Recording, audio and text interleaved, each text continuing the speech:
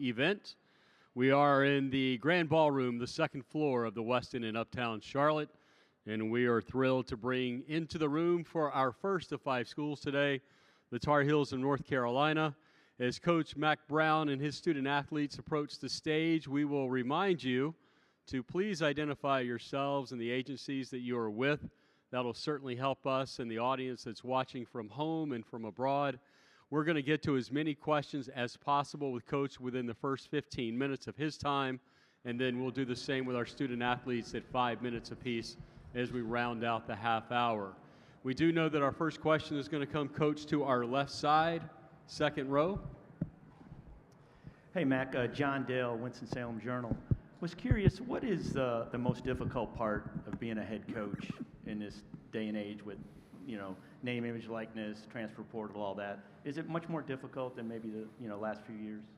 Yes, because you're really multitasking so much more now than ever before. Roster management's more difficult than it's ever been.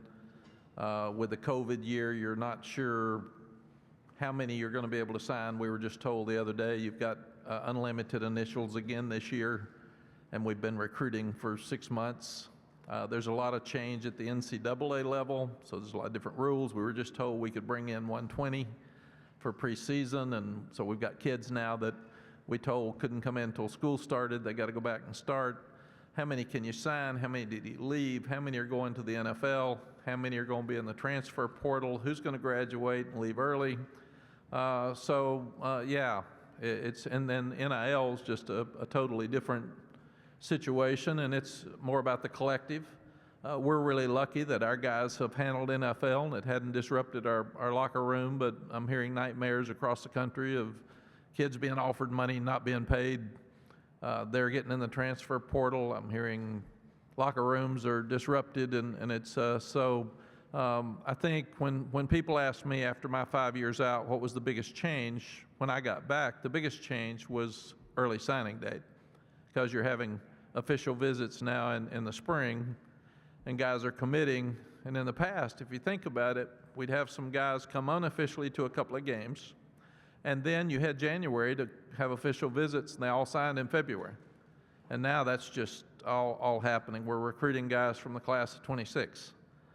So everything's just speeded up. But then you add NIL, which is a great thing in so many ways. We talk about the negatives all the time, but these guys have a better situation right now than any athletes have ever had, because they do have a chance to make some money, which none have done in the past. But you add that and transfer portal and the collision of the two and tampering, those are things that make it more difficult to be a head coach. Coach, to your right side, fourth row. Kenton Gibbs with Locked On ACC. Coach, your offense and defense seem to be night and day at times in terms of the offense setting records and whatnot, while the defense finished last in a few categories. And then on top of that, replacing all the stars in the secondary except one and the defensive back coach in Dre Bly. How do you expect to retool there while still expecting to compete and do great things in terms of having a good season and all those good things with winning? Yeah, we had a disastrous game up at App State, and I know I was in the media for 5 years, and you deal with so many different people. When you have an awful game like that, that gets to be the narrative. And then we did the same at Notre Dame. We didn't play well in either of those games, and both of them had good offensive teams. But after that, we played much better in the ACC. We averaged giving up 24 points a game, which is pretty good modern day, at least middle of the pack or a little bit better. I do feel good about our secondary. We were able to hire Jason Jones, who worked with Charlton Warren, one of our defensive coordinators at Indiana, so that's been a seamless transition. So I think we're going to be good on defense. And we got to be more aggressive. We got to be more aggressive up front. We got to stop the run more on first down, because now people are if it's a 3rd down and 7, they're going to go for 4th down. So they're going to try to run the ball on 3rd down or hit a short pass and then go for a 4th and 4. So the game's changed. But Coach Chiswick's got the 2nd year under his belt. The staff will be good together, and I feel like we'll be good. And we'll get tested early. We've got a really tough schedule to start the season with some very physical teams. South Carolina's going to run the ball, App State will run the ball, Minnesota's going to run the ball, and Pitt's going to run the ball. So it'll be a great 4 games to start out to see if we've improved like we think we have on defense. Back to your left side, fourth row, almost going towards the wall. Hey, Coach. David Glenn from the North Carolina Sports Network and the David Glenn Show. As you know, Drake is the first Carolina Player of the Year since a guy named Lawrence Taylor. And you have a new coordinator. You've lost some of his targets to the NFL. And yet you say you expect to see a better version of Drake this year. What goes into that kind of optimism under those circumstances? Well, David, I haven't seen you since Friday, so it's been a while. Drake's had a great year last year. Best freshman year of any freshman I've ever seen. And he just got better and better and better, and people didn't realize till 10 days before the opening game, we didn't announce Drake as a starter. So for him to take the role of leader and lead his football team like he did and be consistent each week was pretty phenomenal. And then after the season, Drake came in to me and said, help me with these things. These are things I need to improve, and that's who he is. That's why he's such a great player, is he was raised in a family of champions. He was raised in a family of athletes. His dad was a great quarterback. So he's always looking at what I can do better instead of patting himself on the back. And he's a little bit like me. We have to be careful with him because he's too hard on himself. And he's always, I didn't do this right, and I didn't. Well, let's talk about what you did right, too, so we can do that. So I think that he was involved in the hiring of Chip Lindsey. We've also got Clyde Christensen there, who coached the best quarterbacks in the NFL. We've also got Freddie Kitchens, who coached 2 number 1 draft choices at quarterback. So we've got a lot of great help around Drake as well. As far as losing, you lose Antoine Green, you lose Josh Downs, you lose some powerful players, but then you bring in, you've got some good players that, because both of them were hurt some, neither one played in the bowl game, and we had good players step up, and you can, whether it's J.J. Jones or Gavin Blackwell or Kobe Paysor, or you can talk about those guys that stepped up last year at different times, but we also bring in Nate McCullum and we bring in Tez Walker. And Nate was very successful in this league at Georgia Tech. He's got great speed, he's tough, he can run it as well as throw it, so he can make yards after catch, so he's got some similarities to Josh that we lost. And Tez Walker's got the most amazing story I've ever seen. Here's a young guy that signs with East Tennessee State, hurts his knee. They gray shirt him, so he decides to go to UNC Central instead of East Tennessee State. COVID year hits. He can't play, so he transfers to Kent State. He has a great couple of years at Kent State, and then his whole coaching staff leaves. His grandmother's really sick.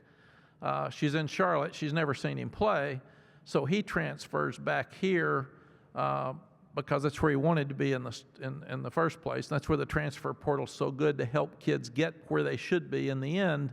And he also is going to have his grandmother see him play for the first time here in Charlotte when we play South Carolina, and then she'll be able to drive to the home games. And I think we got 7 or 8 games in the state of North Carolina. So praise the Lord for her that she's going to be able to see him play for the first time.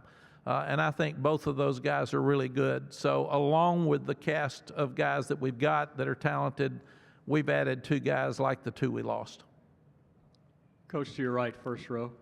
Terrence Hatchett, Carolina Blitz. Coach, you mentioned Tez Walker and Nate McCollum. You also bring in a new play caller in Chip Lindsey. How has the synergy on offense been with Chip so far? And you run a similar offense as you did last year. There's going to be some different wrinkles than last year. How has that been so far? Yeah, Terrence, Drake can answer that as well. But when I was looking at a new guy to come in, I wanted to keep our passing game. It's been really good. So I started looking at guys first that had background with the air raid offense passing game, and Chip Lindsey averaged 33 points a game when he was calling plays and a coordinator at Arizona State and Auburn and Southern Miss. So he started this in high school. So he wants to keep the same passing game with a few tweaks, and he and Drake have tweaked what we're doing along with Lonnie Galloway, who's our passing game coordinator.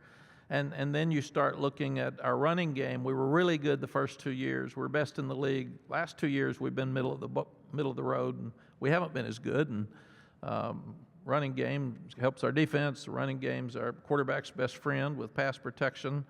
And Chip had been involved with Gus Malzahn at Arizona or at Auburn and at Central Florida, and they run the ball so well that I think you'll see us much better on offense in the running game, and very similar to what we've been in the passing game.